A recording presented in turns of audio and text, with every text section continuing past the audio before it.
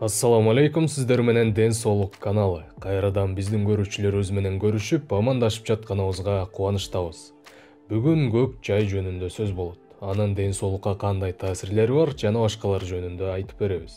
Негизи эле чайды дүйнө жүзү байыртадан бери эле колдонуп келет. Анын тарыхы дагы бай келет. Азыркы дүкөн, базарларда саткан чайлардын 80%га чейинкиси кара чай болуп эсептелинет. Бул эл арасында эң популярдуу чай. Ал эми көк чай ден соолукка пайдасы аябагандай чоң.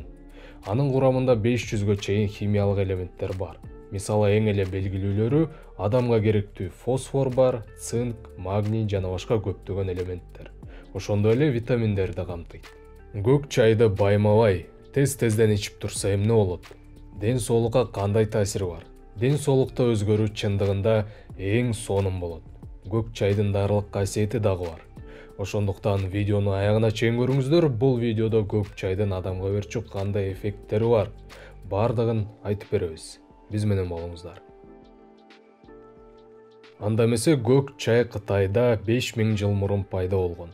Жана бул убакытта кытайлар кандай таасири бар, кантип даярдаса эң сонун болот, кандай сорттору бар, буларды изилдеп келишкен. Көк чай азыркы СНГ аймагына 17-18 кылымдарда келген. Кыскача көк чай жөнүндө маалыматтар. Көк чай эң эле биринчи бул Кытай жана Индия элдик медицинасында эң көп колдонулат. Жогоруда айтылгандай, көк чай минералдарга, витаминдерге жана антиоксиданттарга бай келет. Ушунун эсебинен каруу процессин дагы жайлантат. Чачтын тамырларын жана тырмактарды бекемдейт. Теринин абалын жакшыртат. Ошол эле маалда кофеиндин көлөмү кадимки кара чайга караганда көп. Болжол менен 1,5 эсе. Мунусу менен кофеге жакындап барат. Ушунун эсебинен көк чай ичкенде чарчоо, уйку келүү сезимдерин кетирет. Жана ошондой эле кофеиндин эсебинен көңүл ачык болууну чакырат. Жашоо тонусубузду көтөрөт.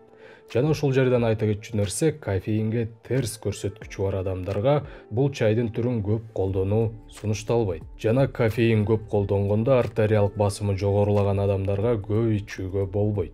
Анткени көп учурда кофеин артериялык басымды жогорулатат, бирок дайыма эмес. Кээ бир адамдар бар, кофеин аларга башкача таасир берет жана басымга эч кандай таасирин бербейт. Көк чайды көп ичүү зар айдоочу касиетке ээ. Бул учурда дааратканага тез-тезден барып турабыз. Жана бул жерден айта кетчү нерсе, көк чайды ичиш керек, бирок өтө көп өлчөмдө эмес. Мисалы, эртең менен түштө кечинде дайыма эмес, түштө бир маал ичип койгон эле жетиштүү болот.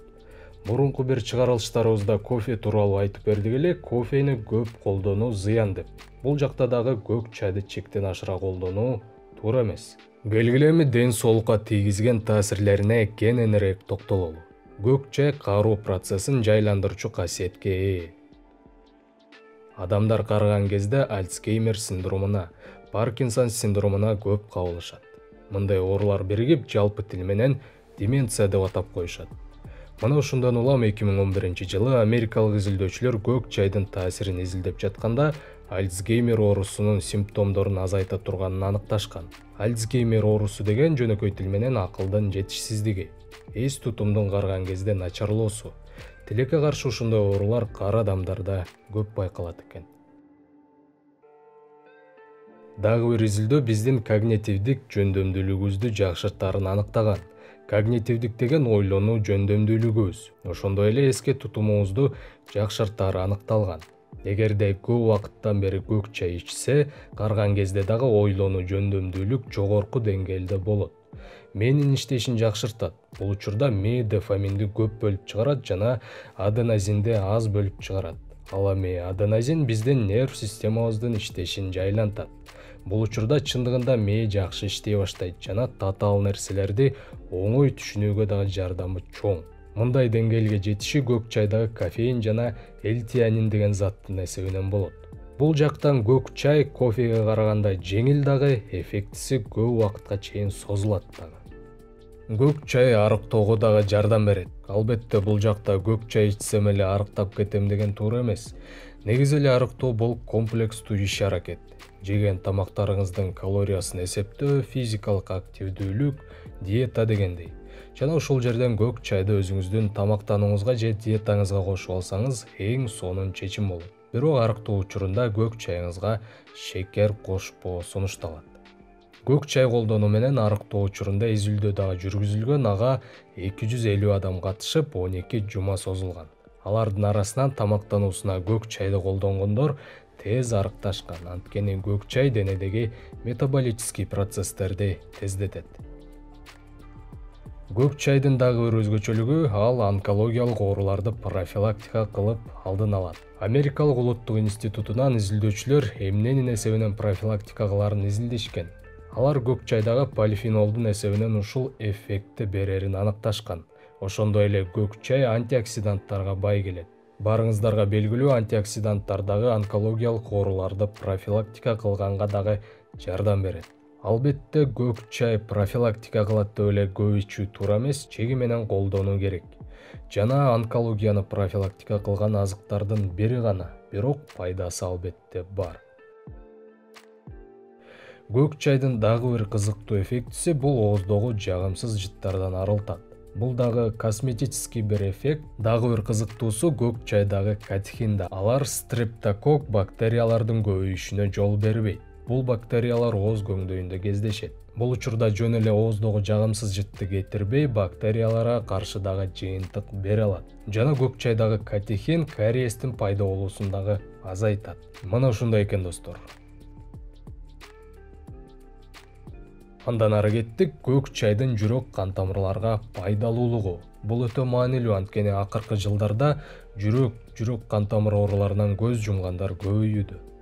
Көк чай холестериндик профилди жакшыртат жана кан тамырлардагы перманенттик микросезгенүүлөрдү азайтат. Булар биригип атеросклероз процессин жайлантат.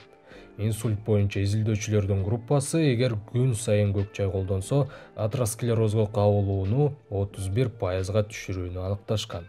Ошентип, жалпысынан айтсак, көк чайга шекер кошпой эле ичсек пайдалуу азыктардын бири. Маанайыңызды көтөрүүгө жардам берет, мээге дагы таасири жакшы, жүрөк кан тамырларга дагы, жана эс алып жөн эле анын даамы менен суктануу өзүнчө бир керемет. Ал эми азыр көк чай ичесизби, канча убакыттан бери ичесиз, ичкенде өзүңүздү кандай сезесиз, же бул видеодон кийин көк чай ичип турасызбы?